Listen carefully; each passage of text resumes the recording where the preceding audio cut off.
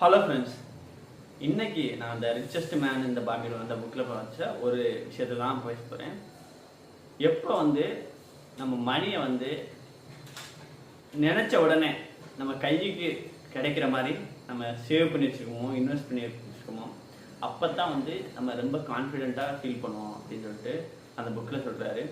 So அதனால தான் எப்போதுமே மணியை நம்ம நம்ம அக்கௌண்ட்டில் இருக்கலாம், மேபி ஒரு சில பேர் கோல்டாக வச்சுருக்கலாம்.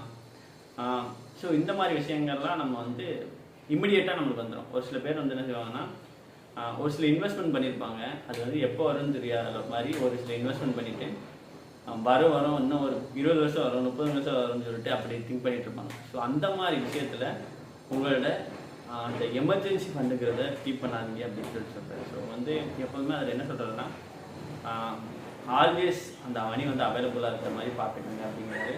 ஸோ அதில் சொன்ன விஷயந்தான், இந்த மெடிக்கல் எமர்ஜென்சிலாம் இருந்துச்சுன்னா ஜஸ்ட் நம்ம போய் காசு தேடிட்டு இருக்கிறத, ஜஸ்ட்டு அந்த மெடிக்கல் கார்டு மட்டும் இருந்தால் போதும், ஜஸ்ட்டு காமிச்சிட்டு நம்ம வந்துடுற மாதிரி இருக்கும். ஸோ இந்த மாதிரி ஆப்ஷன்ஸை நீங்கள் பிக் பண்ணி வச்சுக்கிடணும். ஸோ எப்போதுமே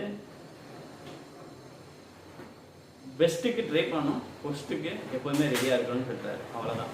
ஸோ அதுதான் நேற்று நான் ஷேர் பண்ணியிருந்தேன். இன்றைக்கி ஷேர் பண்ணது இந்த அவைலபிலிட்டி எப்போதுமே கிடைக்கிற மாதிரி வச்சுக்கோங்க அப்படின்னு சொல்லிட்டு. ஸோ எல்லா அமௌண்ட்டும் இல்லை, ஸோ ஒரு பர்டிகுலர் அமௌண்ட், ஒரு உங்கள் லைஃப்பை எந்த ஒரு இன்கம்மே எல்லாமேட்டையும் ஒரு 6 மந்த்ஸ் உங்களால் ரன் பண்ண முடிகிற அந்த ஒரு மணியை உங்கள் கையில் எப்போதுமே வச்சுக்கோங்க அப்படின்னு சொல்லிட்டு சொல்கிறாரு. அது மிகப்பெரிய மாற்றத்தை உங்களோட ஃபினான்ஷியல் க்ரோத்தில் காமிக்கும் அப்படிங்கிறாரு. இதுதான் இன்றைக்கி நான் ஷேர் பண்ணிச்சது.